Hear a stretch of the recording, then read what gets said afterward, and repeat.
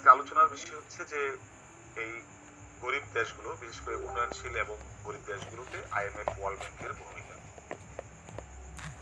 আমি এটা নিয়ে দুটো লেকচার করার চিন্তা করেছি, আমি দেখি কতটুকু পারি, বাট একসাথে করেছি এই কারণে যে দুটো অর্গানাইজেশনের কিন্তু অনেক দিকে মিল আছে। স্ট্রাকচার, অরিজিন, অবজেক্টিভ অনেকটাই কাছাকাছি। ফাংশনের কিছু ভেরিয়েশন আছে। তো দেখি আমি কতটুকু কভার করতে পারি সময়ের মধ্যে, আদারওয়াইজ আমি দুটো লেকচারে এটা চেষ্টা করব। তো প্রথমে একটু জেনে নিই যে ওয়ার্ল্ড ব্যাংক আইএমএফ এর যে প্রতিষ্ঠা বা কখন কিভাবে প্রতিষ্ঠা হয়েছে। আমরা আগে ক্লাসে বলছিলাম যে 1930 সালের দিকে সারা বিশ্বব্যাপী একটা অর্থনৈতিক মন্দা দেখা দেয়, এটা বলে গ্রেট ডিপ্রেশন, বড় ধরনের অর্থনৈতিক মন্দা, যেখানে ডেভেলপড কান্ট্রি বিশেষ করে ইউরোপ, আমেরিকা সবাই কিন্তু এই ডিপ্রেশনে খুবই চরমভাবে এফেক্টেড হয়েছিল। চাকরি বাকরি হারাচ্ছিল, অর্থনৈতিক বিভিন্ন সেক্টর গুলো আস্তে আস্তে ক্লোজ হয়ে যাচ্ছিল। এর মধ্যে আবার দেখা দেয় একটা দ্বিতীয় বিশ্বযুদ্ধ। তো দ্বিতীয় বিশ্বযুদ্ধ হয়েছে, এটা আপনারা জানেন যে এই দ্বিতীয় বিশ্বযুদ্ধটা হয়েছে মূলত হিটলার, তৎকালীন সময় জার্মানির যে রাষ্ট্রনায়ক হিটলারের সেই একটা সুদীর্ঘ একটা ওয়েল প্ল্যানের ফলশ্রুতি হচ্ছে দ্বিতীয় বিশ্বযুদ্ধ। এটা নিয়ে আপনারা নিশ্চয়ই জানেন, এটা ডিবেটও আছে, বাট আমি খুব সুন্দরভাবে বলতে চাই যে দ্বিতীয় বিশ্বযুদ্ধ হলো হিটলারের একটা দীর্ঘ মানে সুপরিকল্পনার একটা ফল হচ্ছে দ্বিতীয় বিশ্বযুদ্ধ। কারণ প্রথম বিশ্বযুদ্ধে যখন জার্মানি পরাজিত হয় এবং জার্মানিকে যখন নুরেমবার্গ ট্রাইব্যুনালে জার্মানিকে দোষী সাব্যস্ত করে সারা বিশ্বের কাছে জার্মানিকে ক্ষমা চাইতে হয়েছে এবং অর্থনৈতিক যে লসটা হয়েছে প্রথম বিশ্বযুদ্ধে তার দায়ভারও নিতে হয়েছে, যার ফলে জার্মানি অর্থনৈতিকভাবে যেভাবে ক্ষতির সম্মুখীন হয়েছিল চরমভাবে, অন্যদিকে সম্মানের দিক থেকে সারা বিশ্বে একটা ছোট জাতি মানে ছোট হয়েছে। এটা হিটলারকে খুব রেখাপাত করেছে, মনে খুব নাড়া দিয়েছে। জার্মান সারা বিশ্বের শ্রেষ্ঠ জাতীয়, হিটলার বলতো জার্মানি জনগণ হচ্ছে সারা বিশ্বের শ্রেষ্ঠ মানুষ, আরিয়ান, আর্য, আর অন্যরা হচ্ছে অনার্য মানে ছোট জাতের। তো এরকম এই জার্মানি আজকে এত ছোট হয়ে গেল সারা বিশ্বের কাছে, আবার অর্থনৈতিকভাবে পঙ্গু হয়ে গেল, কারণ জার্মানি কিন্তু তখন অনেক অর্থনৈতিকভাবে শক্তিশালী ছিল। তখনই হিটলার ভাবলো যে এই জার্মানির হারানো গৌরব ফিরে আনার উপায় কি, কৌশল কি। তখন তার মাথায় আসলো যে আরেকটা বিশ্বযুদ্ধ ঘটিয়ে জার্মানির জয় ছিনিয়ে নিয়ে আসবো এবং এই জয়ের মাধ্যমে জার্মানি তার হৃত বা হারানো গৌরব আবার ফিরে পাবে, আবার জার্মানি সারা বিশ্বের মধ্যে একটা শ্রেষ্ঠ জাতি হিসেবে প্রতিষ্ঠা হবে। ওই পরিকল্পনার ফলশ্রুতি হচ্ছে দ্বিতীয় বিশ্বযুদ্ধ। এনিওয়ে আমরা অন্য ক্লাসে এটা পরে আরো শেয়ার করব। তো এই যে দ্বিতীয় বিশ্বযুদ্ধ হলো 1939, এই দ্বিতীয় বিশ্বযুদ্ধের সময়ও কিন্তু চরমভাবে আপনারা জানেন যে অনেক অবকাঠামো ক্ষতিগ্রস্ত হয়েছে, অর্থনীতির যে মন্দা চলছিল এটা আরো বেশি ঘনীভূত হয়েছে। তো যার ফলশ্রুতিতে এই সমস্ত ইউরোপ জুড়ে ইউরোপিয়ান কান্ট্রিগুলোর মধ্যে এই ধাক্কাটা বেশি লেগেছে, কারণ এই সেকেন্ড ওয়ার্ল্ড ওয়ারটা কিন্তু ইউরোপ আমেরিকার মধ্যে বেশি ছিল। আমরা খুব একটা হয়নি, বাট আমরা ইনডিরেক্টলি এফেক্টেড হয়েছি, বাট ডিরেক্টলি এফেক্টেড হয়েছে এই ওয়েস্টার্ন কান্ট্রিগুলো, বিশেষ করে ইউরোপ এবং আমেরিকা। তো এই দ্বিতীয় বিশ্বযুদ্ধের পর তখন ওয়ার্ল্ড ওয়াইড এই ইউরোপিয়ান কান্ট্রিগুলো তারা বসলো ব্রেটন উডস, একটা জায়গা যেটা আমেরিকার হ্যাম্পশায়ারে অবস্থিত, নিউ হ্যাম্পশায়ার।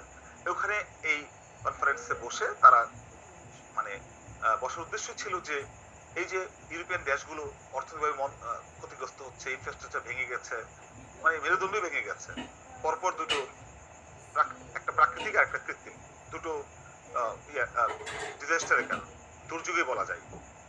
তো এখন কিভাবে এটাকে কামব্যাক করা যায়, এই লগ্নেই কিন্তু 44টা দেশের প্রতিনিধিবর্গ ওই ব্রেটন কনফারেন্সে বসলো। বসার পর তাদের মাথা থেকে আসলো তিনটে অর্গানাইজেশন, একটি হচ্ছে ওয়ার্ল্ড ব্যাংক, আইএমএফ আর আইটিও, যেটা আমি আগের ক্লাসে বলছিলাম। আজকের আলোচনার বিষয় হচ্ছে আইএমএফ ওয়ার্ল্ড ব্যাংক। তো শুরুতেই আইএমএফ এর উদ্দেশ্য ছিল যে অর্থনৈতিক যে ভাবে বিশেষ করে যে ব্যালেন্স অফ পেমেন্ট বা এক্সচেঞ্জ রেট বা ক্যাপিটাল মার্কেট, এগুলোকে কিভাবে রিস্ট্রাকচার করা যায়, পুনর্গঠন করা যায়, ফাইন্যান্সিয়াল মার্কেটটাকে আবার কিভাবে চাঙ্গা করা যায়, স্টেবল করা যায়, সেটার উদ্দেশ্য নিয়ে কিন্তু আইএমএফ এর যাত্রা শুরু। ইন্টারন্যাশনাল মনিটারি ফান্ড, আইএমএফ, আন্তর্জাতিক অর্থ তহবিল বাংলায় বলে। তো আইএমএফ এর উদ্দেশ্য হচ্ছে গ্লোবাল যে ফিনান্সিয়াল আসপেক্ট, ফিনান্সিয়াল যে ধসটা নেমেছে সেটা কিভাবে চাঙ্গা করা যায়। দ্যাট মিনস আরো পার্টিকুলারলি যদি বলি, মুদ্রার বিনিময় হার, ক্যাপিটাল মার্কেটগুলোকে কিভাবে আবার চাঙ্গা করা যায়। অন্যদিকে ওয়ার্ল্ড ব্যাংকের উদ্দেশ্য ছিল, ওয়ার্ল্ড ব্যাংক আইএমএফ কিন্তু একই সময় একই কনফারেন্সের মধ্যে দিয়ে তাদের যাত্রা শুরু। আর ওয়ার্ল্ড ব্যাংকের উদ্দেশ্য ছিল যে ইনফ্রাস্ট্রাকচারালি যে ক্ষতিগ্রস্ত হয়েছে, ইনফ্রাস্ট্রাকচার ডেভেলপমেন্টের ক্ষেত্রে, ইনফ্রাস্ট্রাকচার পুনর্গঠনের ক্ষেত্রে, রিকনস্ট্রাকশনের ক্ষেত্রে এই তারা ফিনান্সিয়াল, টেকনিক্যাল এবং আদার সাপোর্টগুলো দিয়ে তাদের ইনফ্রাস্ট্রাকচার আবার পুনর্গঠন করা হবে বিভিন্ন প্রজেক্ট দিয়ে, প্রজেক্টের মাধ্যমে, ফিনান্সিয়াল সাপোর্টের মাধ্যমে, টেকনিক্যাল সাপোর্টের মাধ্যমে। এইভাবে এই গ্লোবালি কিভাবে অর্থনৈতিক বিশেষ করে যে অবকাঠামোগত যে উন্নয়নগুলো সেটা কিভাবে আবার পুনরায় করা যায়, সেই লক্ষ্যে কিন্তু ওয়ার্ল্ড ব্যাংকের যাত্রা শুরু। তার মানে দুটো প্রতিষ্ঠানের কিন্তু দুটো উদ্দেশ্য। আইএমএফ এর হচ্ছে আর্থিক দিকটা দেখা, আর ওয়ার্ল্ড ব্যাংকের উদ্দেশ্য ছিল যে অবকাঠামোগত উন্নয়নটা কিভাবে ত্বরান্বিত করা, বিশেষ করে ইউরোপিয়ান দেশগুলো।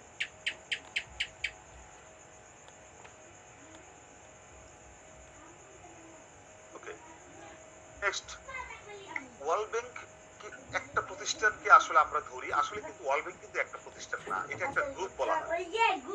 বেসিক্যালি 5টা প্রতিষ্ঠান নিয়ে ওয়ার্ল্ড ব্যাংক গ্রুপ গঠিত হয়। একটা হচ্ছে international bank for reconstruction and development, একটা হচ্ছে ইন্টারন্যাশনাল ডেভেলপমেন্ট অ্যাসোসিয়েশন আইডিএ, একটা হচ্ছে international finance corporation, multilateral investment guarantee agency MIGA, and finally international centre for settlement of investment disputes. এই 5টা অর্গানাইজেশন নিয়ে কিন্তু ওয়ার্ল্ড ব্যাংক গঠিত। কাজে world bank is not only one organisation, it is a group of 5 organisation. I think আমরা অনেকে এটা জানতাম না বা জানি না যে ওয়ার্ল্ড ব্যাংক মানে মনে করি আমরা একটা প্রতিষ্ঠান, নো, এটা একটা গ্রুপ। ওয়ার্ল্ড ব্যাংক 5টা প্রতিষ্ঠান নিয়ে গঠিত হয় ওয়ার্ল্ড ব্যাংক। এক একটা অর্গানাইজেশন এক একটা কাজ করে।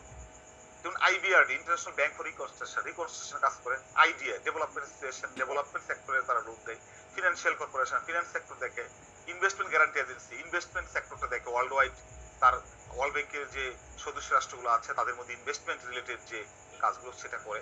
তারপরে settlement dispute, that means investment related যদি কোনো বিতর্ক দেখা দেয় এক দেশের তার দেশের, তখন সেটা সেটেল করে হচ্ছে সেই ICSID, international centre for settlement of investment dispute. এটা ওয়ার্ল্ড ব্যাংকের একটা পার্ট। তো এই 5টা অর্গানাইজেশন নিয়ে কিন্তু ওয়ার্ল্ড ব্যাংক গঠিত।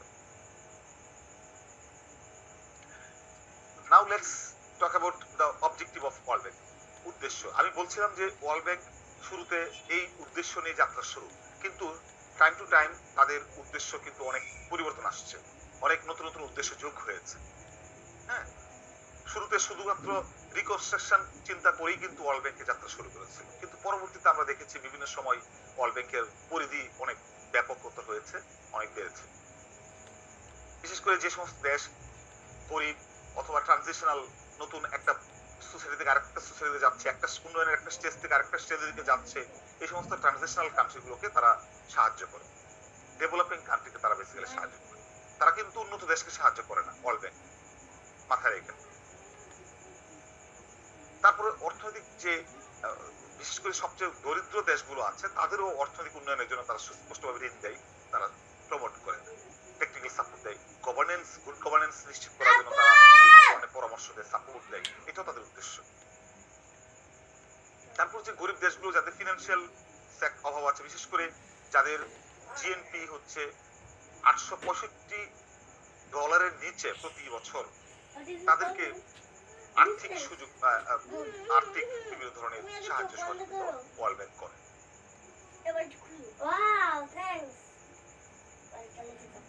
ওকে, নাও লেটস সি আইএমএফ এর উদ্দেশ্যগুলো কি। যাত্রা লগ্ন তো আমি জানি ফিনান্সিয়াল সেক্টরটাকে স্টেবল করার জন্যই আইএমএফ এর যাত্রা শুরু, কিন্তু পরবর্তীতে আরো কিছু অবজেক্টিভ তাদের সাথে যোগ হয়, যেমন to promote international monetary cooperation, মানে আন্তর্জাতিকভাবে এক দেশের আরেক দেশের বা বিভিন্ন দেশের মধ্যে আর্থিক সহযোগিতা বৃদ্ধি করাটা আইএমএফ এর প্রথম উদ্দেশ্য। সেকেন্ড হচ্ছে two facilitate the growth of international trade, আন্তর্জাতিক যে বাণিজ্য সেটা বাড়ানো, সেটাকে ফ্যাসিলিটেট করা, এটা তাদের উদ্দেশ্য। To promote job creation, economic growth, poverty reduction, উন্নয়নশীল বা অনুন্নত দেশের দারিদ্র্য দূরীকরণ, অর্থনৈতিক প্রবৃদ্ধি বৃদ্ধি এবং চাকরির সৃষ্টি, সেটা উদ্দেশ্য কিন্তু আইএমএফ সাহায্য করে। To promote exchange rate stability, exchange rate মানে কি? বিনিময় হার। বিনিময় হার কিসের? এক দেশের মুদ্রার সাথে আরেক দেশের মুদ্রার বিনিময় হার। যেমন আমাদের বাংলাদেশি টাকার সাথে ডলারের যে বিনিময়, যেমন আমাদের 1 টাকা ওদের 80 টাকা, সরি $1 আমাদের হয়তো বা 83 টাকা বা 82 টাকা, এটা হচ্ছে বিনিময়। দ্যাট মিনস আমেরিকার কারেন্সির সাথে বাংলাদেশের কারেন্সির বিনিময়, আবার ইউরোর সাথে আমাদের বিনিময়, এটা হচ্ছে এক্সচেঞ্জ। তো এক্সচেঞ্জ রেটটা, বিনিময় হারটা, এটা যাতে স্টেবল করা, খুব বেশি পার্থক্য না হয়, সেটা দেখভাল করার দায়িত্ব আইএমএফ। এরকম ভাবে আইএমএফ অর্থনৈতিক সেক্টরটাকে মূলত ব্যালেন্স করার জন্য এই আইএমএফ কাজ করে। শুধু তাই না, পাশাপাশি তার সদস্য রাষ্ট্রগুলোর দারিদ্র্য দূরীকরণ, বাণিজ্য বৃদ্ধি সম্প্রসারণ, অর্থনৈতিক সহযোগিতা বৃদ্ধি, চাকরি বাজার সৃষ্টি, ব্যালেন্স অফ পেমেন্টটাকে স্টেবল রাখা, এই সমস্ত উদ্দেশ্য নিয়ে মূলত আইএমএফ কাজ করে থাকে। Now let's see role of IMF and world bank in developing country. উন্নয়নশীল দেশগুলোতে আইএমএফ যে কি ধরনের বা ওয়ার্ল্ড ব্যাংক কি ধরনের ভূমিকা পালন করে, এটা আলোচনা করতে গিয়ে আমরা দেখেছি যে মোটামুটি ভাবে বলা যায় যে ডেভেলপিং কান্ট্রিতে এই আইএমএফ এবং ওয়ার্ল্ড ব্যাংকের মূলত যাত্রাটা শুরু হয়েছে 1960 সালের শুরু থেকে।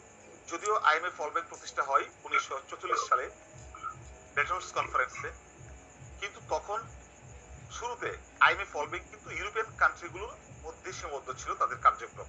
কারণ আপনারা জানেন যে এই দ্বিতীয় বিশ্বযুদ্ধের পর ইউরোপে চরমভাবে ইনফ্রাস্ট্রাকচার ধ্বংস হয়ে যায়, অর্থনৈতিক মন্দা দেখা দেয়, যার কারণে ওদের এই অর্থনৈতিক পুনর্গঠনের জন্য মূলত আইএমএফ ওয়ার্ল্ড ব্যাংকের যাত্রা শুরু। তো প্রথম থেকে ইউরোপিয়ান কান্ট্রিগুলোতে তারা সাহায্য করে, তারা তাদের কার্যক্রম পরিচালনা করে। কিন্তু ডেভেলপিং কান্ট্রিতে তারা শুরু করে 1960 সালের দিক থেকে শুরু করে তাদের কার্যক্রম। বিশেষ করে আফ্রিকাতে প্রথম শুরু করে, তারপরে আবার এশিয়াতে আসছে, তারপর লাতিন আমেরিকান দেশগুলো। বর্তমানে আমরা দেখেছি উন্নত দেশে কিন্তু ওয়ার্ল্ড ব্যাংক সাহায্য করে না, তারা করে ডেভেলপিং কান্ট্রি এবং পুয়ার কান্ট্রিগুলোর জন্য। বিশেষ করে আমাদের এশিয়া, আফ্রিকা এবং লাতিন আমেরিকা বা দক্ষিণ আমেরিকার দেশগুলো, এই সমস্ত রিজিয়নে তারা সহযোগিতা করে থাকে। তারা কিভাবে সাহায্য করে? তারা একদিকে যেমন বলছিলাম তারা আর্থিক সাহায্য দেয়, অন্যদিকে তারা টেকনিক্যাল সাপোর্ট দেয়, আবার তারা গভর্নেন্স সাপোর্টও দেয়। রিসেন্টলি বিশেষ করে 1990 সালের পর থেকে এই গভর্নেন্সটা একটা অন্যতম গুরুত্বপূর্ণ ফ্যাক্টর হিসেবে আইএমএফ ওয়ার্ল্ড ব্যাংকের কার্যক্রমের মধ্যে অন্তর্ভুক্ত করেছে। কেননা যখন 90 দশকে তারা দেখে যে আফ্রিকার দারিদ্রতার কারণ কি, ওয়ার্ল্ড ব্যাংক তারা যখন একটা গবেষণা কাজ পরিচালনা করেছে যে এশিয়া ইউরোপ তো অনেক আগে স্টেবল হয়ে গেছে, বাট এশিয়া লাতিন আমেরিকা এগোচ্ছে, বাট সেই তুলনায় কিন্তু আফ্রিকার দেশগুলো এগোতে পারছে না। কেন? কেন তাদের মধ্যে দারিদ্রতা, অপুষ্টি বা দুর্নীতি, ম্যালনিউট্রিশন বা স্টারভেশন, না খেয়ে মারা যাওয়া, খাদ্যাভাবে, এই ধরনের ঘটনা কেন ঘটছে? এটা গবেষণা করতে গিয়ে 1980s এর দিকে শেষের দিকে এসে আইএমএফ ওয়ার্ল্ড ব্যাংক পেল যে সুশাসনের অভাবের কারণেই হচ্ছে আফ্রিকার এই দেশগুলোর আজকের যে দারিদ্রতা, আজকের যে দুর্নীতি, আজকের যে খাদ্যাভাব বা দুর্ভিক্ষ, এই ধরনের যত নেগেটিভ আছে সেগুলোর মূল কারণ হচ্ছে সুশাসনের অভাব। এই 90s থেকে তারপর এই ওয়ার্ল্ড ব্যাংক করেছে এই গরিব দেশগুলো, অন্যান্য দেশও গবেষণা করে তারা দেখেছে যে হ্যাঁ আফ্রিকার মতো এশিয়া বা লাতিন আমেরিকা, তো আফ্রিকা যদিও বেশি, বাট এই সমস্ত দেশও কিন্তু এই সুশাসনের অভাবের কারণেই তাদের অনেক ক্যাপিটাল আছে, রিসোর্স আছে, বাট তাদের উন্নয়ন হচ্ছে না। 90s এর পর থেকে কিন্তু আইএমএফ ওয়ার্ল্ড ব্যাংক যখন সাহায্য সহযোগিতা করে তখন সুশাসন একটা শর্ত তারা তুলে দেয় যে তোমাদের দেশে গুড গভর্নেন্স প্রতিষ্ঠা করতে হবে, তাহলে আমরা তোমাদেরকে ঋণ দেব, সাহায্য করব। গুড গভর্নেন্স একটা ফ্যাক্টর হিসেবে আইএমএফ ওয়ার্ল্ড ব্যাংকের কার্যক্রম করেছে। সো তারপর এই আইএমএফ ওয়ার্ল্ড ব্যাংকের কার্যক্রম আরেকটা কারণে বেড়েছে। আমি বলছিলাম শুরুতে তারা মূলত একটা বা দুটো উদ্দেশ্য নিয়ে যাত্রা শুরু করে, পরবর্তী সময় 80-90 দশকে এসে তারা তাদের কার্যপরিধি অনেক বেড়েছে। এটা আরেকটা কারণ হচ্ছে গ্লোবালাইজেশন, বিশ্বায়ন। এই যে বিশ্বায়নের ফলে যে বাণিজ্য উদারীকরণ, ট্রেড লিবারালাইজেশন, এক দেশ থেকে আরেক দেশের ট্রেড বাণিজ্য হওয়ার ক্ষেত্রে বাধা উঠায় নেওয়া, এই যে লিবারালাইজ করা, প্রাইভেটাইজেশন করা, বেসরকারীকরণ করা, এই ফ্রি মার্কেট ইকোনমি, মুক্তবাজার অর্থনীতি, এই বিষয়গুলো কিন্তু দেখভাল করছে এখন ওয়ার্ল্ড ব্যাংক, আইএমএফ। কাজে ওয়ার্ল্ড ব্যাংক, আইএমএফ এর মাধ্যমে কিন্তু সেই দাতা দেশগুলো, বিশেষ করে পুঁজিবাদী দেশগুলো, তারা কিন্তু গরিব দেশগুলোর উপরে তাদের মূলত সেই এজেন্ডা, এই যে বাণিজ্য উদারীকরণ, মুক্তবাজার অর্থনীতি, গ্লোবালাইজেশন, এগুলো কিন্তু ওয়েস্টার্ন কান্ট্রির আবিষ্কার। তো আইএমএফ ওয়ার্ল্ড ব্যাংককে তারা ব্যবহার করে এই বিষয়গুলো ডেভেলপিং কান্ট্রিতে তারা বাস্তবায়ন করছে, যার কারণে আইএমএফ ওয়ার্ল্ড ব্যাংকের কার্যক্রম অনেকাংশে এখন অনেক গুণে বৃদ্ধি পেয়েছে। সো আমরা যদি পার্টিকুলারলি একটু দেখি যে ডেভেলপিং কান্ট্রিতে ওয়ার্ল্ড ব্যাংক কি ধরনের ভূমিকা পালন করে। ওয়ার্ল্ড ব্যাংক, আমি বলছিলাম যে তারা ডেভেলপিং কান্ট্রিতে অর্থনৈতিক এবং টেকনিক্যাল সাপোর্ট তারা দেয় যে কোনো সময়। এবং আইএমএফ ওয়ার্ল্ড ব্যাংক করে যে স্বল্প সুদে, অল্প সুদে অথবা বিনা সুদে তারা ঋণ দেয়, লোন দেয়। এটা ডিপেন্ড করে ওই দেশের সক্ষমতার উপর। কখনো বিনা সুদে দেয় ঋণ, আবার কখনো অল্প সুদে ঋণ দেয়। এটা হচ্ছে ওয়ার্ল্ড ব্যাংকের ফার্স্ট এন্ড ফরমোস্ট ফাংশন। তারপর তার টেকনিক্যাল সাপোর্ট, এক্সপার্টিজও দেয় যে তারা লোন নিয়ে একটা গরিব দেশ টাকাটা কিভাবে কাজে লাগাবে, কি করবে, ইনফ্রাস্ট্রাকচার ওকে, তাহলে ঠিক আছে, আমরা তাদেরকে টেকনিক্যাল সাপোর্ট দেব, ইঞ্জিনিয়ারিং সাপোর্ট দেব, যাতে তারা প্রপারলি এই টাকাটা কাজে লাগে, তারা এটা লাভবান হতে পারে। তো একদিকে টেকনিক্যাল সাপোর্ট দেয়, গভর্নেন্স সাপোর্ট দেয়, আবার অন্যদিকে তারা লো ইন্টারেস্টে বা জিরো ইন্টারেস্টে তারা ক্রেডিট এবং গ্র্যান্টস বা লোন দেয়। আবার তারা বিভিন্ন অর্গানাইজেশনের সাথে যুক্ত হয়ে, বিশেষ করে আইএমএফ, ওয়ার্ল্ড ব্যাংক যখন একটা ফর এক্সাম্পল বাংলাদেশকে ঋণ দেয় বা কোনো একটা সাহায্য করে, তখন ওয়ার্ল্ড ব্যাংক শুধু একা না, ওয়ার্ল্ড ব্যাংক পাশাপাশি আরো যে আর্থিক প্রতিষ্ঠানগুলো আছে, যেমন এশিয়ান ডেভেলপমেন্ট ব্যাংক, আমাদের এডিবি, ওয়াইসি, জাতিসংঘ, ওয়ার্ল্ড ট্রেড অর্গানাইজেশন, ডব্লিউটিও, এদের সাথে কিন্তু কোঅপারেশন করে এই গরিব দেশগুলোকে তারা সাপোর্ট দেয়। আবার কোন দেশ যখন যুদ্ধ বিধ্বস্ত, যুদ্ধে আক্রান্ত হয়ে তারা স্বাধীনতা লাভ করেছে, তো স্বাভাবিকভাবে যুদ্ধের পর যখন একটা দেশ স্বাধীন হয়, তখন তাদের অবকাঠামো সব ধ্বংস হয়ে যায়। তখন ওয়ার্ল্ড ব্যাংক এই দেশগুলোকে এই ইনফ্রাস্ট্রাকচার পুনর্গঠনের জন্য তারা বিভিন্নভাবে সাপোর্ট দেয়, লোন দেয়, টেকনিক্যাল সাপোর্ট দেয়, ইঞ্জিনিয়ারিং সাপোর্ট দেয়, এই কাজগুলো করে। এইভাবে দেখা গেছে এরকম আরো কিছু, যেমন দারিদ্রতা দূরীকরণের জন্য, পভার্টি রিডাকশনের জন্য তারা লোন দিচ্ছে, ইনফ্রাস্ট্রাকচার তৈরি করার জন্য, অবকাঠামো। এই যে আমাদের যে পদ্মা সেতু, এখানে কিন্তু ওয়ার্ল্ড ব্যাংকের ঋণ দেওয়ার কথা ছিল, কিন্তু ফাইনালি এটা দেওয়া হয় নাই, কারণ আমরা জানি যে তথাকথিত দুর্নীতির দায় নিয়ে তারা এখান থেকে চলে গেছে। বাট তারা কিন্তু এই ধরনের বড় বড় প্রজেক্টে ঋণ দেয়, লোন দেয়। আইএমএফ, এই ওয়ার্ল্ড ব্যাংকের মেইন কাজে এটা, যে বড় বড় প্রজেক্টের মাধ্যমে তারা অল্প সুদে 0.5 বা লেস দেন 0.5% এরকম। তারপর তারা এই যে বর্তমানে যে ক্লাইমেট চেঞ্জ, ডিজাস্টার ম্যানেজমেন্ট, এইসব পরিবেশগত বিভিন্ন বিষয়ে, পরিবেশগত বিশেষ করে গ্রিন হাউস এফেক্টের প্রভাব মোকাবেলা করার জন্য ওয়ার্ল্ড ব্যাংক এখন গরিব দেশগুলোকে বিভিন্নভাবে সাপোর্ট দিচ্ছে। তারপরে একটা দেশ যখন পুরো একটা নতুন প্রজেক্ট, বিশেষ করে এনার্জি সেক্টরে অথবা ইনফ্রাস্ট্রাকচার সেক্টরে অথবা টেকনিক্যাল অথবা এডুকেশন সেক্টরে, হেলথ সেক্টরে, যে কোনো সেক্টরে যখন কোনো একটা নতুন প্রজেক্ট হাতে নেয়, তখন ওয়ার্ল্ড ব্যাংক তাদেরকে টেকনিক্যাল সাপোর্ট দেয়, এক্সপার্টিজ সাপোর্ট দেয়, ইঞ্জিনিয়ারিং সাপোর্ট, এক্সপার্টিজ, নলেজ।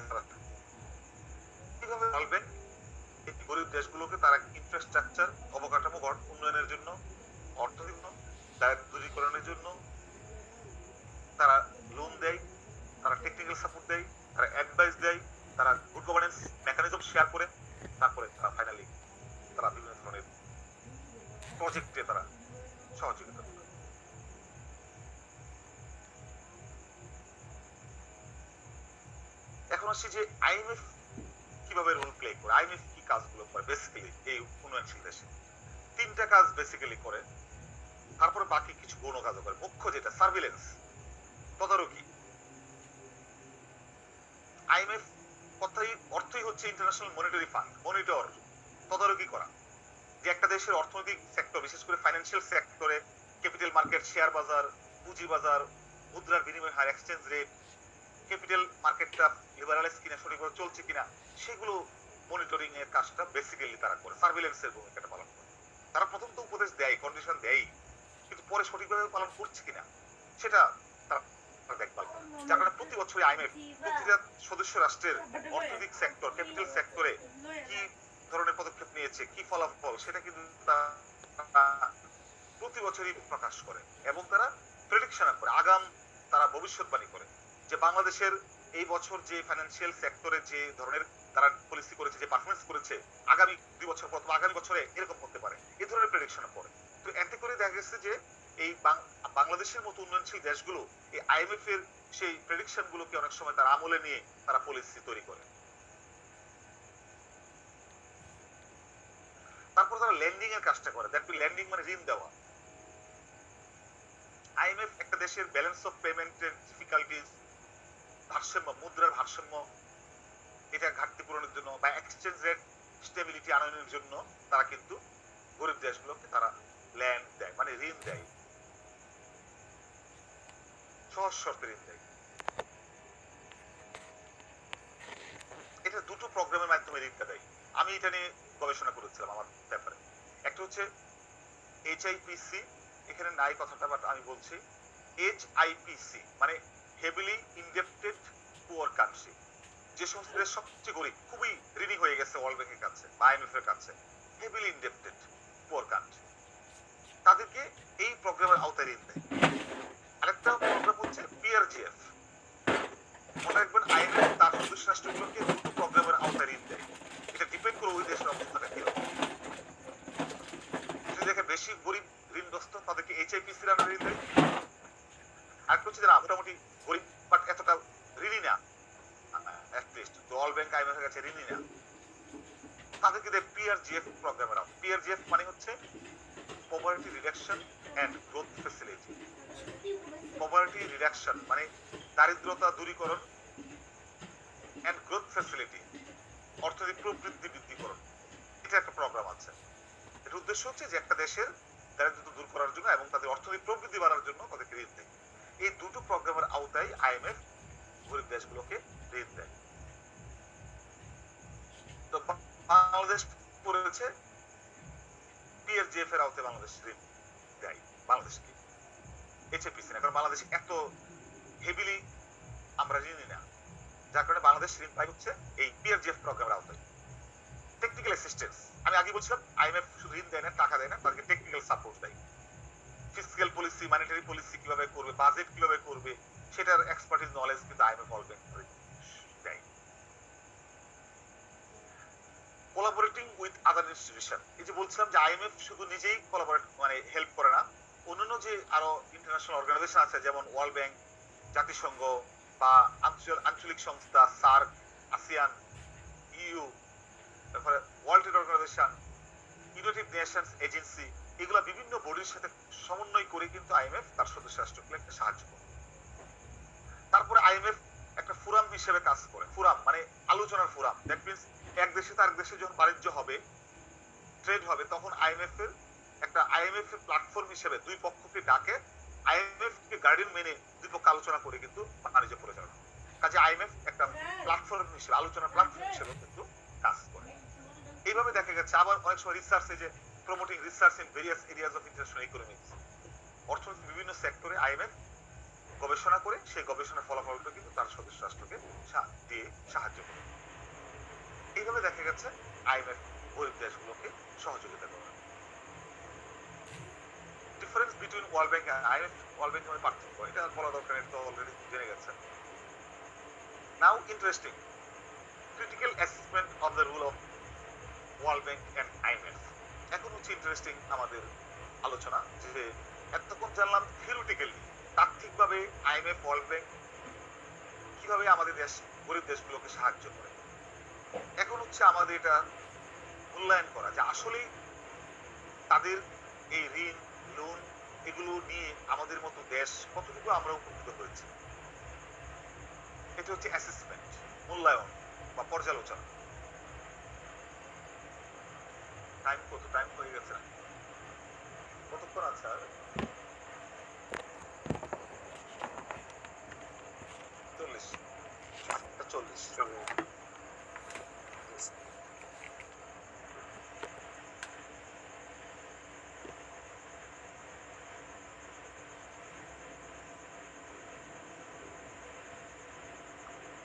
আচ্ছা, আমি মনে হয় আমরা আরেকটা ক্লাসে এই আমরা আলোচনা করি, কারণ এটা একটু ইন্টারেস্টিংলি আমি চাই আপনাদের মধ্যে খুব সুন্দর করে ঢুকিয়ে দিতে।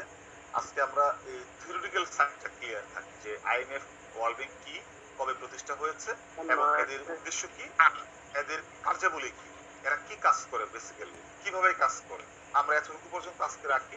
আর ডিফারেন্সটা একটু আমি আপনাদের শেয়ার করি যে আইএমএফ ওয়ার্ল্ড ব্যাংকের মধ্যে তাহলে ডিফারেন্সটা কোথায়। আমরা তো জানি যে একই সময় তাদের যাত্রা শুরু, তো অনেক সময় আমরা ভুলেই ফেলি যে আইএমএফ ওয়ার্ল্ড ব্যাংক কোনো একই, কিন্তু না, তাদের মধ্যে ডিফারেন্স আছে। ডিফারেন্সটা কোথায়? বেসিক তাদের পার্থক্য হচ্ছে যে আইএমএফ ল্যান্ড মানি, আইএমএফ কিন্তু তার সদস্য রাষ্ট্রগুলোকে বেসিক্যালি ঋণ মানে লোন আকারে অথবা গ্র্যান্ট আকারে বিভিন্নভাবে তাদেরকে অর্থনৈতিক সাহায্য করে, তাদেরকে লোন দেয় বিভিন্ন শর্ত দিয়ে। এই শর্তগুলো পালন করতে গিয়ে আমাদের অর্থনীতিতে বা আমাদের সামাজিক সেক্টরে কি ধরনের প্রভাব পড়ছে সেটা নিয়ে কিন্তু আমি গবেষণা করেছি। সেটা আমরা নেক্সট ক্লাসে আমরা আলোচনা করব ডিটেলস। আমরা আজকে এতটুকু করি যে আইএমএফ এর ওয়ার্ল্ড ব্যাংকের ক্লিয়ার থিওরিটিক্যাল জায়গাটা আমরা ক্লিয়ার থাকি। তো ডিফারেন্সটা হচ্ছে ওয়ার্ল্ড ব্যাংকের মানে the bank's purpose is to lend money to developing countries for specific project that will fight poverty. On the other hand, the IMF only provides loans if it will help to prevent the global economic crisis. এই দেখেন একটা basic পার্থক্য। আমরা কিন্তু আলোচনার মধ্যে এটা জেনেছি যে আইএমএফও তার সদস্য রাষ্ট্রগুলোকে লোন দেয় মানে আর্থিক সাহায্য করে, আবার ওয়ার্ল্ড ব্যাংকও কিন্তু আর্থিকভাবে সাহায্য করে, দুটোই আর্থিকভাবে সাহায্য করে। তাহলে পার্থক্যটা কোথায়? পার্থক্যটা হচ্ছে যে ওয়ার্ল্ড ব্যাংক যে আর্থিক সাহায্যটা করে এটা বিভিন্ন প্রজেক্টের মাধ্যমে করে এবং তার মূল উদ্দেশ্য হচ্ছে ওই সদস্য রাষ্ট্রের দারিদ্রতা দূর করা, পভার্টি রিডাকশন করার মূলত উদ্দেশ্যে তারা এই প্রজেক্টের মাধ্যমে ঋণ দেয়। আর আইএমএফ যে অর্থনৈতিক সাহায্যটা করে, তারা যে লোন দেয় সেটার উদ্দেশ্য কি? সেটা হচ্ছে অর্থনৈতিক মন্দা বা ফিনান্সিয়াল সেক্টরে যদি কোনো ক্রাইসিস দেখা দেয়, ব্যালেন্স অফ পেমেন্ট বা এক্সচেঞ্জ রেট অথবা ক্যাপিটাল মার্কেটে, স্পেশালি ফিনান্সিয়াল সেক্টর, সেটা দূর করতে গিয়ে আইএমএফ তার সদস্য রাষ্ট্রগুলোকে লোন দেয়, আর্থিক সাহায্য করে। তাহলে দুটা প্রতিষ্ঠানে কিন্তু দুটো উদ্দেশ্যে তারা কিন্তু আর্থিক সাহায্যটা দেয় বা অর্থনৈতিকভাবে সাহায্য করে। এটা একটা বেসিক পার্থক্য।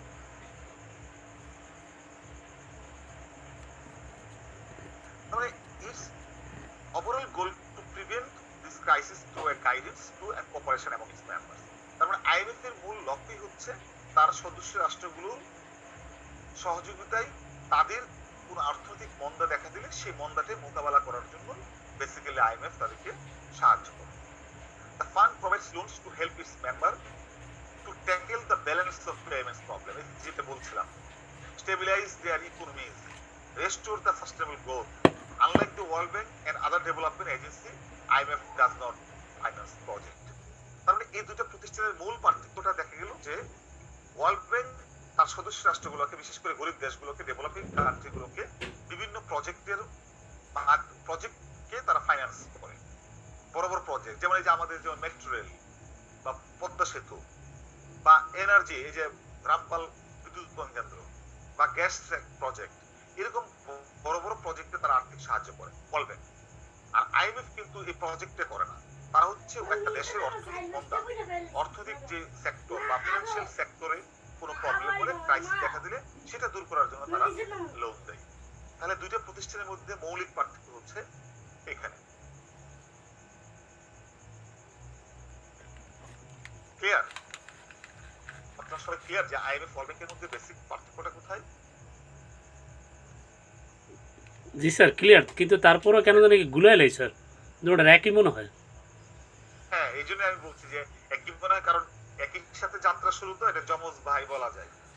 হ্যাঁ, কিন্তু শুরুতে একটা ক্লিয়ার পার্থক্য ছিল। শুরুতে আইএমএফ ওয়ার্ল্ড ব্যাংক যখন শুরুতে প্রতিষ্ঠা হয় তখন একবার ক্লিয়ার পার্থক্য, কারণ আইএমএফ প্রতিষ্ঠা হয়েছে অর্থনৈতিক ক্রাইসিসটা দূর করার জন্য, আর ওয়ার্ল্ড ব্যাংকের প্রতিষ্ঠা পায় হচ্ছে ইনফ্রাস্ট্রাকচার, দ্যাট মিনস অবকাঠামো উন্নয়নের জন্য।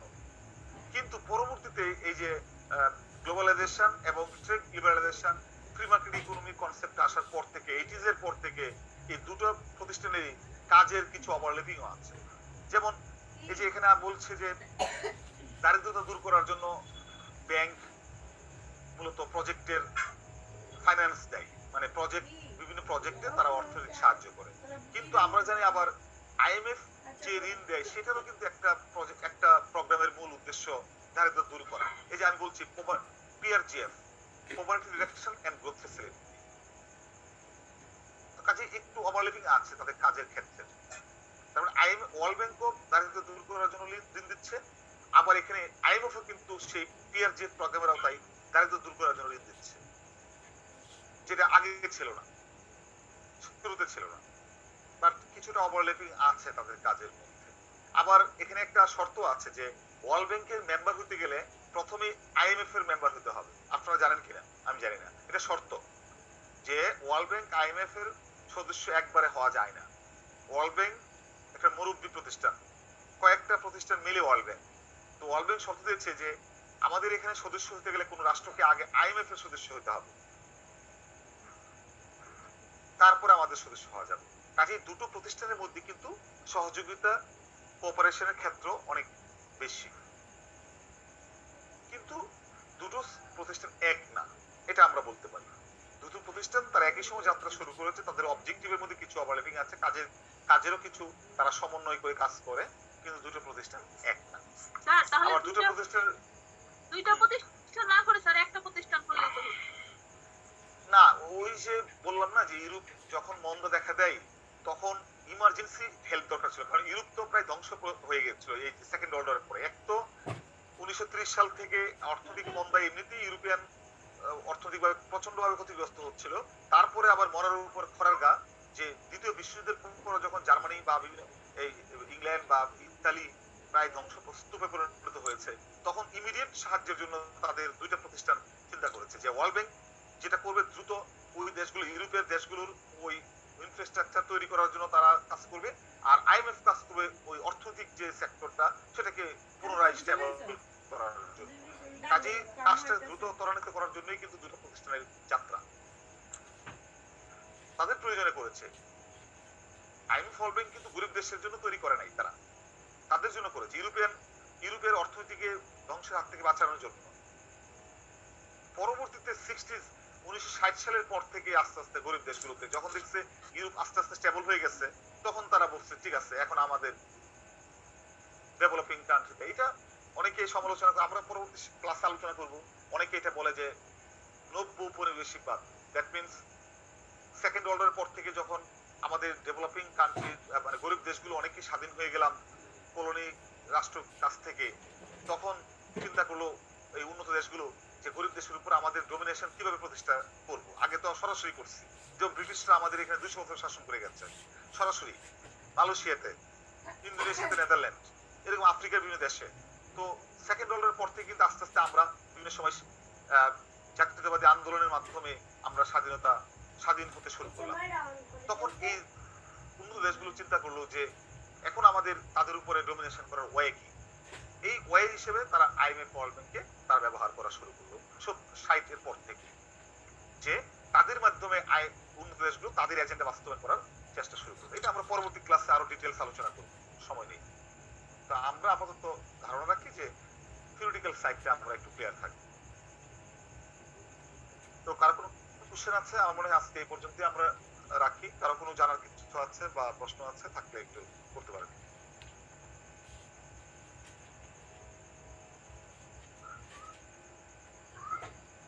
Any question? No question?